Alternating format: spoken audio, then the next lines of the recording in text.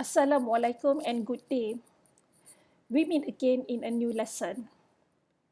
Previously, we were introduced to web service, its characteristics,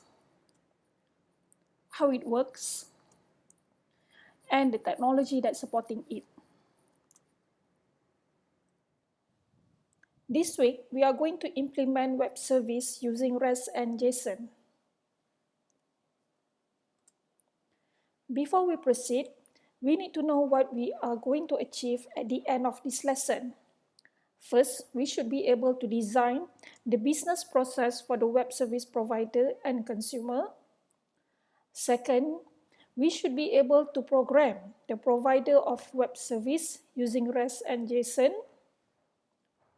Third, we should be able to program the consumer of web service using REST and JSON. Before we proceed with the design and implementation, let's have a look at demonstration of a web service.